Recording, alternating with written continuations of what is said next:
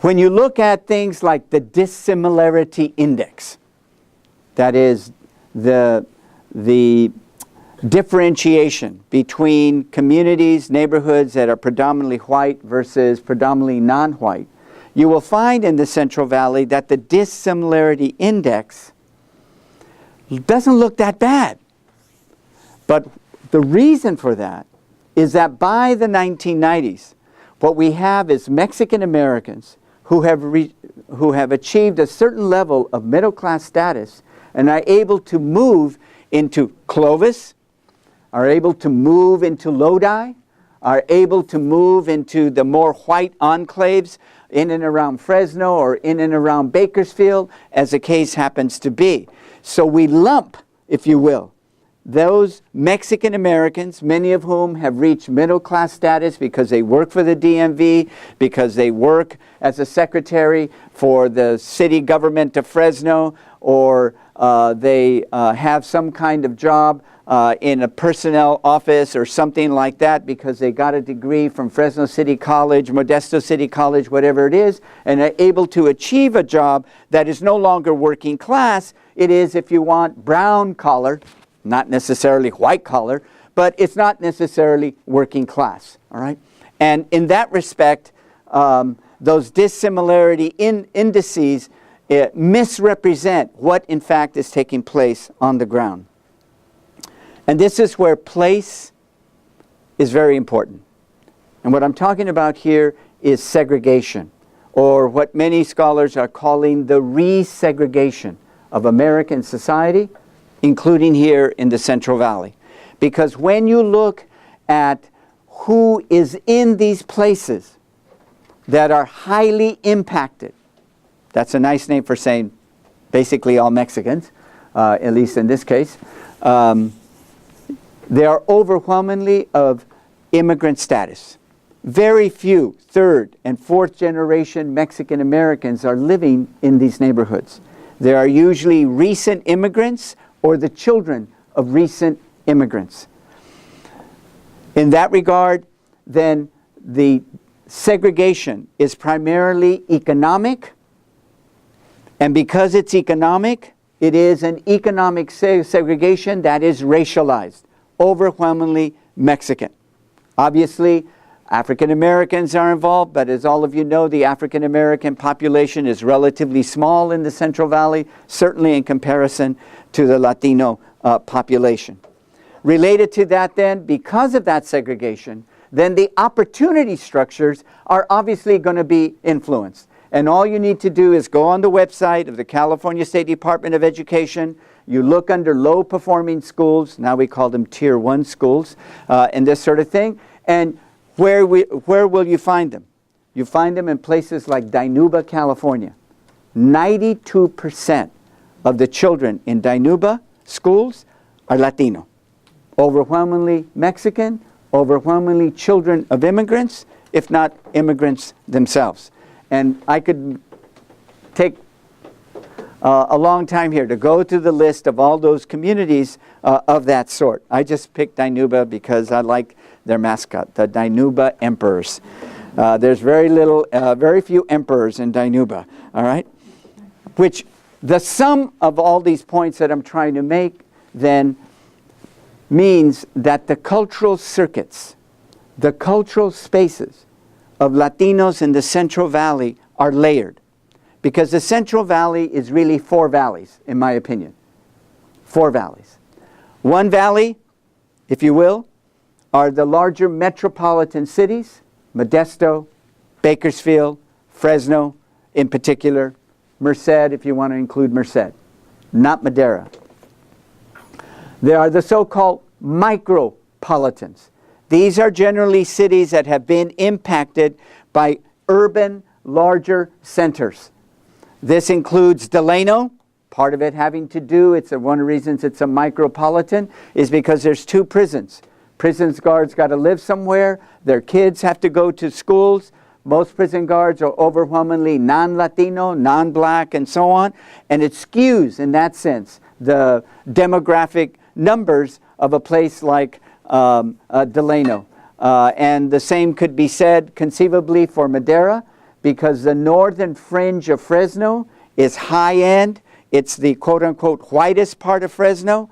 People who are upper middle class, who can get a big house going just across the river into Madera County, where the taxes are lower and so on, and the big, beautiful hospital right there in northern Fresno.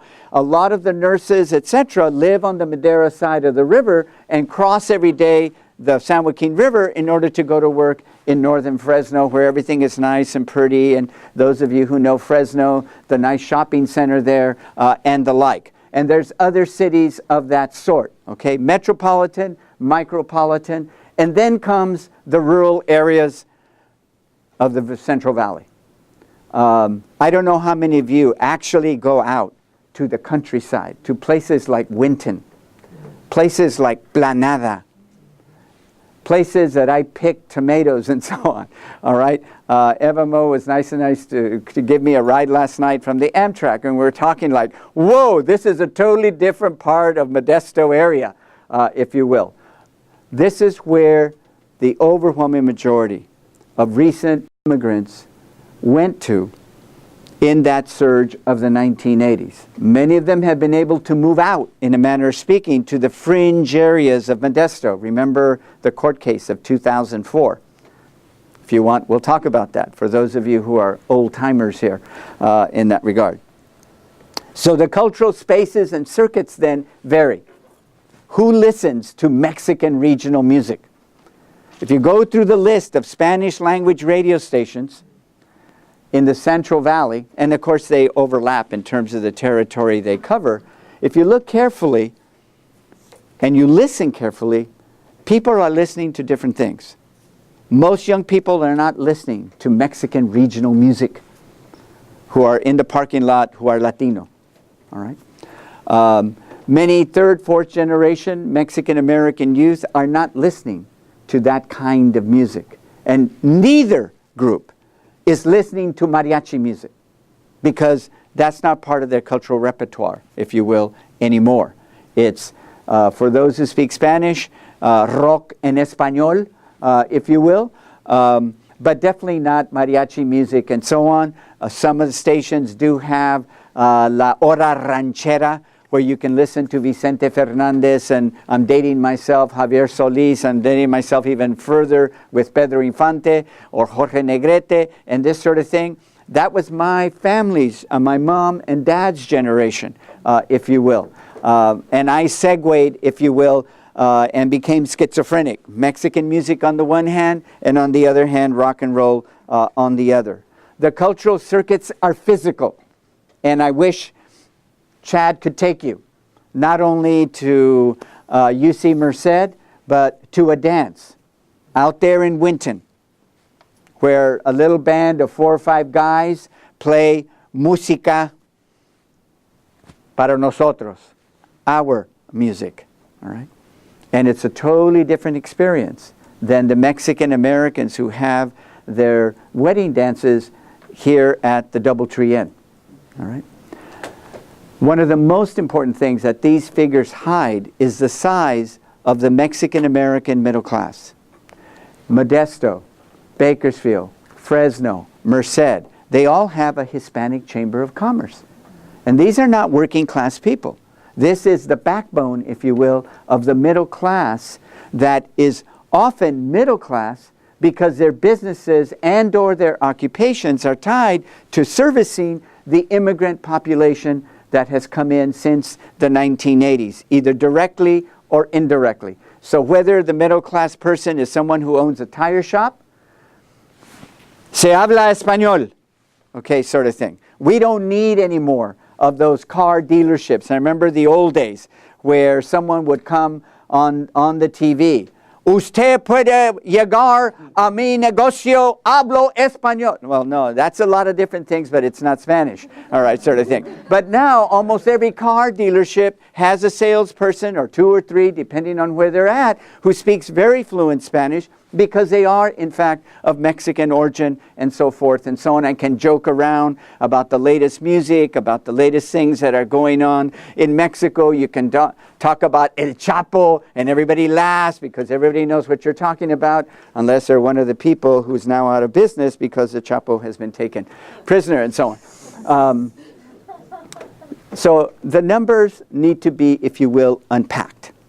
In order for us to understand the cultures that are taking place within this so-called Latino population respond to these historical differences. The political culture then responds to these differences. The voter turnout among Latinos is dismal, absolutely dismal. But for a population that has been exposed to a political culture that has never really experienced democracy, at least up until the early 2000s, it's not surprising that Latinos of that immigrant generation have to be convinced that the political system works.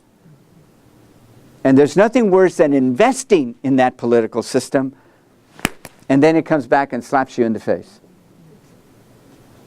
You promised immigration reform. It didn't happen. And it's very difficult to explain from somebody from Mexico, we have this thing called representative democracy. The president can want immigration reform till he's blue in the face. But if Congress is dominated by Republicans, it is not going to happen. But trying to explain that in a system in which the president did have that kind of power, where the president could point and say, Congress, you will pass this, and so on. In Spanish, we call it el dedazo, and so on. Doesn't operate here. And in that respect, for people who have a rudimentary understanding of how our political system works, the political culture, light goes on. See, we told you so. It doesn't work. All right. Now, there are exceptions. I'm one of them. All right. There are exceptions to all of my generalizations, and I suspect some of you may know some of those exceptions in that regard. But if we're going to talk about assimilation, assimilation does not take place when there are no non-Latinos in certain communities. Assimilation is based on the assumption that Dinuba has some white people there, has some black people there, has some Asian people there. But when 92% of the schools are Mexican, either second or first generation and so on, then what are you assimilating into? All right? And the cultural clashes are more likely to take place not between Latinos and whites, Latinos and blacks, Latinos and Asians, which does happen, by the way, especially in the larger metropolitan cities, Fresno in particular, in that regard. But the cultural clashes are more likely to take place between those that have become agringados, more acculturated, if you will, as opposed to those who are the rancheritos, los recién llegados, the ones more recently arrived. All right? The cultural clashes may take place over what music to play. At a dance, you have a non-profit organization that organizes a dance for the 16th of September and so on, and you have one stream of Latinos coming in who support that organization and so on, and the other stream that hears on the local radio and so on about El Baile, and they're bringing somebody from Mexico and this sort of thing, and I want to go, and you can see the schism. I see it all the time in the Bay Area when the San Jose host Mexican bands coming from Mexico, or sometimes Los Tigres del Norte, and you'll see the schism. Literally physical, because the way the people dance. If I would demonstrate for you bachata, all right? But it's an R-rated dance, and the young lady over there, I'm sure, wouldn't let me do bachata with her, and this sort of thing, right? But a lot of the Mexican Americans may like the music and so on, but they don't dance bachata, right? They don't know how to use the feet and this sort of thing, etc. All right? Well, I could use you, right, for an example? No, I'm not. All right. All right, we got to keep this PG rated, all right, for the NEH. But seriously, I wish I could talk more about the multiplicities of cultural formations that are taking place. I want to emphasize two things before I finish. First, this is a gendered process. And it creates a real conundrum. across all racial ethnic groups, including Asians, women are more successful than the men. The poorer the men, the worse the statistics get. All of you who teach at Modesto City College know that the attrition rate is bad, and it's worse for males. All right? And for Latinos, it's worse still. And in that respect, it raises a major cultural question that is not unique, but definitely it is exacerbated in the case of Latino men. We talk about high-risk students who are going to schools like Indanuba, like Winton, like Ripperton, like Kerman, all these towns that are 70, 80% Latino, all right, is a major question. Let me give you one example. Tulare County, 33% of the births in Tulare County in 2013 were Caucasian, white. 74% were Latino. Tulare County is one of the poorest counties in the state, has the highest rate of pregnancy out of wedlock, most of them being Latinos, because the African American, Asian population, and so on is so small, where the statistics for those groups are almost negligible, if you will. And one has to think about where culturally, over notions of identity, those young people are going to be. Are they going to identify as Mexican? Probably not, because they were born here. Can they identify as Mexican American? Whatever that is, probably not. Language is a difference. The acquisition of language, the opportunity structures available to them is going to be different. So what is going to be that identity? There's going to be a resumption of a kind of Mexican nationalism and so on. Mexican nationalism is dead in Mexico itself, much less on this side of the border. There is no trust in the Mexican political system, and much less in the kind of empty, hollow rhetoric that is often used in Mexico, like the 16th of September, the president gets out there in front of the Zócalo and so on, and all the state employees are out there in the Zócalo, but do they feel it?